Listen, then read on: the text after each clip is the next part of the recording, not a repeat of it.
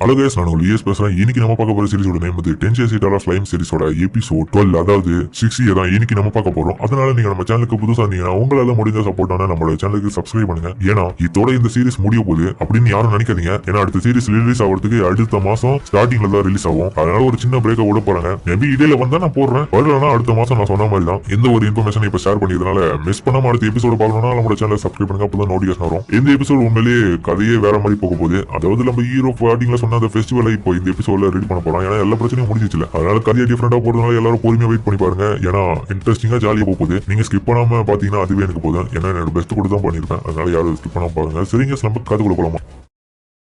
ரீம்ரோவும் ஒரு வழியா எல்லா பிரச்சனையும் முடிஞ்சு நான் முன்னாடியே பிளான் பண்ண மாதிரி என்னோட டெம்பஸ் கண்ட்ரிக்காக ரெடி பண்ண அது திருவிழாவை திரும்பி ஆரம்பிக்கிறதுக்கான நேரம் வந்துடுச்சு. அதுக்காக இங்க இருக்கிற ஒவ்வொருத்தரும் இப்ப கடினமா உழைச்சுன்னு இருக்காங்க. அவங்களோட யோசனைகளையும் செயல்படுத்தின்னு இருக்காங்க. அதன் வகையில பார்த்தா ஊர் தலைவனும் இன்விடேஷன் ரெடி பண்ணிக்கிறான். பத்திரிக்கை அவன் பாடுபட்டு இருக்கான். இன்னொரு பக்கம் ஹீரோவோ ஊர்ல ஜூஸ வாங்கி குடிச்சுக்கின்னு என்ஜாய் பண்ணி வரான். எல்லாரும் அவங்கவுங்க விருப்பத்தின்படி திருவிழாவில என்னென்ன ரெடி பண்ணணுமோ அதெல்லாம் பண்றேன்னு சொல்லியிருக்காங்க. இப்ப ஹீரோவும் காபிரி கிட்ட போக, என்னது இப்ப நீங்க கண்டுபிடிச்சிருக்க இந்த மருந்து வந்து வரலாற்றிலேயே மறக்க முடியாதுதான். ஆமா லார்ட் ரீமரோ, இதுக்கு முன்னாடி நம்ம ரெடி பண்ண அந்த ஹீலிங் போஷன் எல்லாமே காயத்தை மட்டும் தான் குணப்படுத்தும். ஆனா இதை நாங்க மேலும் பல ரிசர்ச் பண்ணி இப்போ ஒருத்தங்க இறந்து போட்டாங்கன்னா திருப்பி அவங்க உயிரோட வர அளவு கூட பண்ணிருக்கோம். இது எல்லாமே எங்க 2 பேரோட உழைப்பு. அவன் சொல்றது சரிதான் டீமன் லார்ட் ரீமரோ. இப்ப நம்ம கண்டுபிடிச்சிருக்க முக்கியமான விஷயங்கள் எல்லாமே நம்மளோட வணிகத்தோட வர்த்தக ரகசியமாவே வச்சுக்கலாம். இதை பத்தி எல்லாருக்கும் அறிமுகப்படுத்தின பிறகு இதை கண்டுபிடிக்கிறதுக்காக ஆராய்ச்சியில நிறைய பேர் இந்த இடத்துக்கு வருவாங்க. அப்போ அவங்க கிட்ட இது எப்படி உருவாக்குதுன்னு சொல்லிட்டு அவங்களுக்கு பயிற்சி கொடுக்கலாம். இதனால நிறைய மக்களும் இந்த ஆராய்ச்சிக்காக வருவாங்கல்ல ஒரு வகையில. ஆமாடா,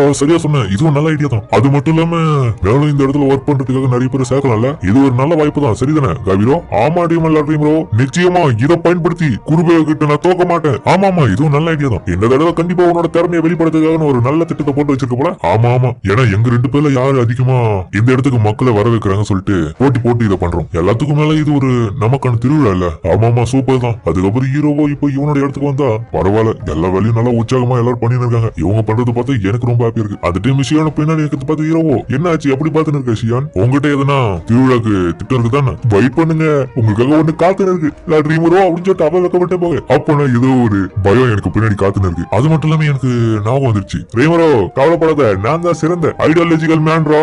ஏன்னா என்னோட டிராகன் பிரீத் வச்சு ஒரு ஹோட்டல் ஆரம்பிக்க போறேன். அதுவும் எல்லாம் அமைச்சு போட போறேன். அட போடாடி, உன பத்தி நான் இப்ப நான் கண்டுக்கிறேன், எனக்கு தான் கடுப்பு அப்படின்னு சொல்லிட்டு அவர் ரூம்ல போக. அங்க பார்த்தா சூனாவும் இருக்கா. என்னாச்சு சூனா, நீ எதனா உன்னோட திட்டத்தை கொண்டு வந்திருக்கியா? ஆமா லார்ட் ரீமரோ, நீங்க எனக்காக ஒரு விஷயத்த பண்ண முடியுமா? என்னது? ப்ளீஸ் என்ன என்கரேஷியாவுக்கு உங்க கூட கொண்டு போங்களேன். இப்ப கிங்டம் ஆஃப் என்கரேஷியாவை காமிக்க. என்ன இது, உங்களோட கண்ட்ரிக்கு என்ன வர சொல்றீங்களா? இவரு பேர் தான் யோசித்தா. அதே மாதிரி இவரும் என்ன போலயே ஒரு வேற உலகத்துல இருந்து வந்தவர், கூடவே ஒரு பொறுமையான ஆளு. ஏவும் ஏன்பா உன்ன மாதிரியான ஒரு திறமைசாலியான செஃப் எனக்கு உதவி பண்ணா நல்லா இருக்கும். அதனால ப்ளீஸ் உன்னோட ஹெல்ப் என்னோட டெம்பஸ் கண்ட்ரிக்கு தேவை. நீ கொஞ்சம் வரியா? நான் இந்த இடத்துல ஹோட்டல திறக்கிறதுக்கு முன்னாடி இந்த இடத்துல எனக்கு நிறைய மக்கள் உதவி இருக்காங்க தெரியுமா? ஆனா உங்களுக்காக என்னால முடிஞ்ச எல்லா உதவியும் செய்யணும் தான் நினைக்கிறேன். ஆனா இப்போதைக்கு இந்த இடத்த விட்டு நான் வெளியே வர மாதிரி இல்ல. ஷூனாவும் ப்ளீஸ் கொஞ்சம் திரும்பியும் கொஞ்சம் யோசிச்சு பாருங்களேன், எங்களோட கண்ட்ரிக்கு வாங்க அப்படின்னு இவங்க கியூட்டா கேட்க அப்படின்னு வைக்கப்பட்டு, என்ன இவனோட வசீகரத்தை உனக்கு சாதகமா யூஸ் பண்ணி என்ன உன்னோட கண்ட்ரிக்கு வர வைக்க பாக்குறியா? அது நடக்காது. என்னது? ஆனா நீங்க என்ன சமாதானப்படுத்தணும்னு நினைச்சீங்கன்னா உங்களோட திறமை யூஸ் பண்ணி ஒரு நல்ல ஃபுட்டை எனக்காக தயார் பண்ணி கொடுத்தீங்கன்னா அதை நான் சாப்பிட்டு பார்த்துட்டு அதுக்கப்புறம் ஒத்துக்கிற முடிவை நான் எடுக்கிறேன். ஆனா உங்களோட திறமை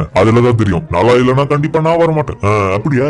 நீயே வாய்ப்பு மாட்டீங்க. சரி சூனா, உன்னோட திறமையை காமிக்கிறதுக்கான நேரம். ஓகே லாட்ரி வரும். எல்லாரும் கிச்சன் ரூம் வாங்க. அதுக்கப்புறம் அவங்கள செஞ்சு எடுத்துன்னு வர இவனும் என்ன இது சாதாரணமா தான் தெரியுது அப்படின்னு சொல்லிட்டு அதை எடுத்து வாயில போட்டுப்பாங்க. என்ன இவ்வளவு சூப்பரா இருக்குது, அவ்வளவு ஹாப்பியா? ரொம்ப நன்றி. அடடா, நான் நினைச்சது தப்பாயிருச்சு. உங்களுக்குள்ள நிறைய திறமை தான் வச்சுருக்கீங்க. ரீமரோவும் நல்லாதான் போச்சு. சூனா உண்மையிலேயே அவரோட திறமையை காமிச்சிருக்காங்க. எங்க இவரோட வேலையை பார்த்துட்டா. அது மட்டும் இல்லாம நான் வந்த வேலையை கொஞ்சம் சைட்ல பார்த்தா நல்லா இருக்கும். சரி இங்க இருங்க, அடுத்த வேலையை பார்க்கறதுக்காக நான் போயிட்டு வரேன் அப்படின்னு சொல்லிட்டு அவனும் அந்த இடத்துல இருந்து கிங்டம் ஆஃப் பால்மோடுக்கு போலாம். அந்த இடத்துல இது மெரிச்சிட்டோம்.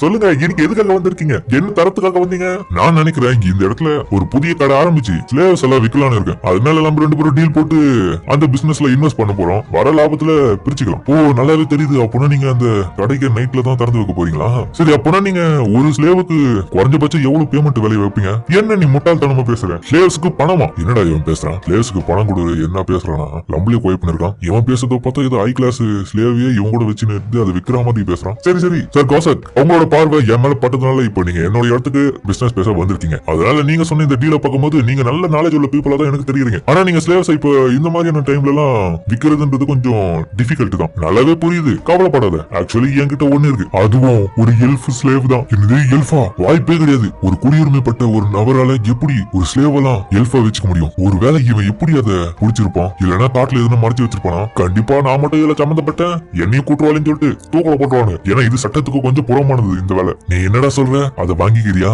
நல்ல டீலா போடுவேன் நான் நம்புறேன். அப்கோர்ஸ் நான் பாக்குறேன்.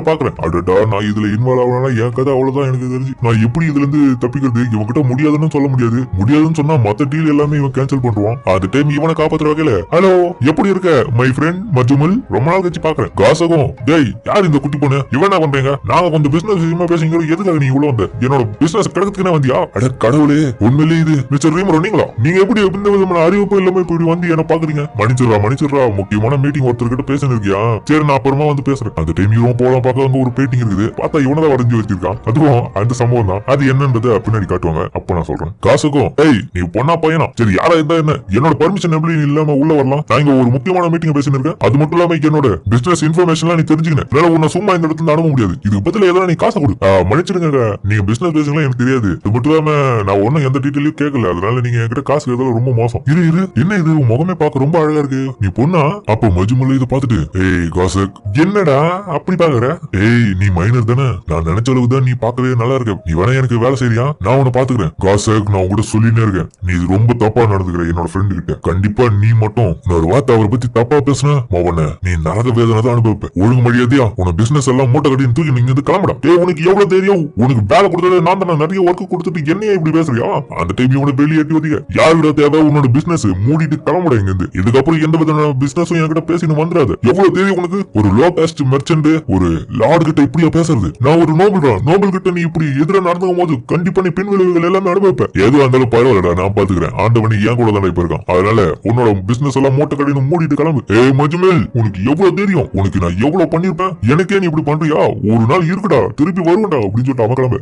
போடா பைத்தியக்காரா, உன்னோட பிசினஸ் யாருக்கு தேவை? என்னோட ஃப்ரெண்டு கிட்ட இப்படி நடந்து அப்படிதான் அவங்க கிட்ட நடந்துப்பேன். இன்னும் கொஞ்சம் நல்லா எட்டி வச்சிருக்கணும். சண்டை போட்டதுனால பின்னாடி எதனா பின் விளைவுகள் வரப்போது உனக்கு பெரிய பிரச்சனை ஆகாம இருக்கும் நம்புறேன். கவலைப்படாதீங்க, எனக்கு ஒன்னும் ஆகாது லாட்ரீமரோ அப்படின்னு அவன் சிரிக்க. இவனும் சரிடா பிரச்சனை வர மாதிரி இருந்தா. அதுக்கப்புறம் பொறுமையை இவனுங்க சாப்பிட்டு பேசுறாங்க. ஓ இப்ப இதை பத்தி தான் பேசுனீங்களா? ஒரு எல்ஃப் ஸ்லேவா விக்கிறது பத்தின பிசினஸா? ஆனா கண்டிப்பா அவ்வளவு பெரிய முக்கியமான ஆளுங்க கூட நீ பகையை வளர்த்துக்கிறதுன்றது உனக்கு பின்னாடி பிரச்சனை வரும்னு நான் நினைக்கிறேன். அது மாதிரி பிரச்சனை வந்தா சமாளிக்க திறமை என்கிட்ட இருக்குது. அது மட்டும் இல்லாம அவனுக்கு என்ன அண்டர் வேர்ல்டோட ஹெட்னு சொல்லுவானுங்க. அதனால அந்த பட்ட பேர் அவனுங்களே வச்சிருக்கும் போது என்ன பத்தின கேரக்டர் எப்படி இருக்கும்னு அவனுக்கு தெரியும். அதனால என்கிட்ட வரமாட்டானுங்க அவ்வளவு சீக்கிரத்துல. அப்ப நல்லாதான் இருப்பேன்னு சொல்லு. ஆமா நான் தான் டார்க் சிட்டியோட கிங்கே, உங்களுக்கு தான் தெரியும்ல. அதனால நானே இதை பார்த்துப்பேன், நீங்க கவலைப்படுறீங்க. சரி மிஸ்டர் ரீமரோ, நீங்க வந்த நோக்கம் என்னவோ? ஆக்சுவலி நான் இங்க வந்தது நீ எனக்கு ஒரு ஹெல்ப் பண்ணணும். என்ன திரும்பியும் ஒரு இன்ட்ரெஸ்டிங்கான விஷயத்த கேக்குறீங்க போல. எதனா யோசனை இருந்தா சொல்லுங்க, அதை பண்ணலாம். ஏன்னா நீங்க சொல்றது எல்லாமே இன்ட்ரெஸ்டிங்காவும் ரொம்ப ஒர்க் அதிகமாவே இருக்கும். ஆனா நல்லா இருக்கும் பினிஷிங்ல. அதுக்கப்புறம் அவனோட ஃபெஸ்டிவல் நடக்கிற விஷயத்த சொல்ல, இந்த ஃபுட் எல்லாம் ரெடி பண்ணுங்க, ஒன்னும் நல்லா இருக்கும் கண்டிப்பா. சரி அதெல்லாம் மெனுல சேர்த்துலாம். எனக்கு உங்ககிட்ட இருந்து நிறைய வேலை பாக்குற ஆளுங்க வேணும் எனக்கு வேலை செய்யறதுக்காக. அப்படியா?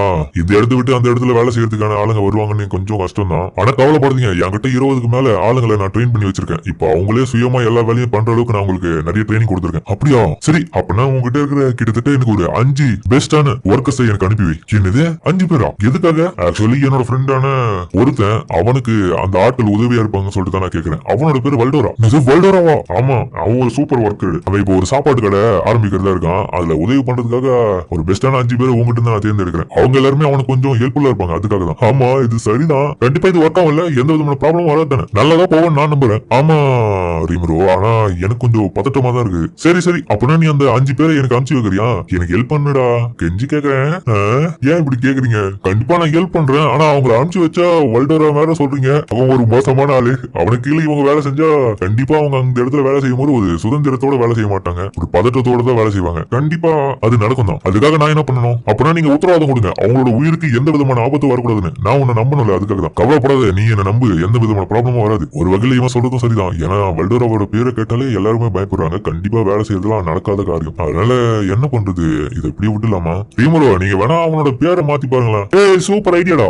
வேணும்னா அவனுக்கு ஃபேக்கான ஒரு நேம் கொடுத்து எல்லாருக்கும் அறிமுகப்படுத்தி வைக்கலாம். அந்த 5 பேருக்கு அவனோட பேர் வேறையா இருக்கும் போது கண்டிப்பா அவன் கூட வல்டோரான்ற ஒரு நினைப்போட அவங்க வேலை செய்ய மாட்டாங்க. அப்பனா இதை பண்ணி நீங்க அவங்களை வேலை செய்ய வைக்க முடியுமா? அவனோட பேரை மாத்தினா எல்லாருக்கும் ஒத்துழைப்பாங்க. கண்டிப்பா நான் சொன்னா எல்லாரும் செய்வாங்கடா. நீ அந்த 5 பேருக்கான ஏற்பாடு மட்டும் மட்டும் பண்ணு, நான் பாத்துக்கிறேன். அது மட்டும் இல்லாம அவங்களை டேரக்டாவே நானே கேட்டதா சொல்லு, கூடவே அவங்களுக்கான போனஸையும் நான் கொடுத்துறேன். மஜ்மிலும் என்னது சீல்ல இருந்து வைல்டோர திரும்பி உயிர் தெளிந்துருச்சா? எப்பூரா கண்டிப்பா இவர் பண்ண வேலையா தான் இருக்கணும். இப்ப வேற ஒரு டீலா போட்டுருக்காரு, என்ன நடக்க போது தெரியல. ஆனா என்ன இருந்தாலும் கண்டிப்பா இவர் பண்ண விஷயத்த நான் மறக்கவே மாட்டேன் என்னோட வாழ்நாள். அப்ப ஹீரோ பண்ண விஷயத்த அவன் யோசிச்சு பாக்குறான். இவங்க எல்லாரையும் காப்பாத்துந்து அந்த நாள் எனக்கு இன்னமும் ஞாபகம் இருக்கு. கண்டிப்பா என்னோட வாழ்நாள்ல ரீமுரோவை மட்டும் நான் மறக்க மாட்டேன். ஏன்னா எனக்கு மறுவாழ்வு கொடுத்தது அவர் தான். அதன் வகையில இப்போ அந்த நபரே என்ன வந்து நம்புறாரு. இது எனக்கு ஒரு நல்ல வாய்ப்பு. இது உண்மையிலே சுவாரஸ்யமா இருக்க போகுது அப்படின்னு அவன் சொல்ல அதோட இந்த எபிசோட முடிக்கிறாங்க. சரிங்க, இந்த வீடியோ அப்படின்னு கமெண்ட்ல சொல்லுங்க. மறக்காம இந்த வீடியோ எல்லாருக்கும் பிடிச்சிருக்கணும். பிடிச்சிருந்தா லைக் போட்டு நம்மளோட சேனலை சப்ஸ்கிரைப் பண்ணுங்க. அது கூட இருக்க பெல் ஐகானை ஆன்ல வச்சுக்கோங்க. அப்பதான் நான் போடுற வீடியோஸை உங்களால கண்டினியூ பார்க்க முடியும். ஏன்னா இதோட எந்த எபிசோட் எந்த இடத்துலயும் முடியல கைஸ். இதோட தொடர்ச்சியா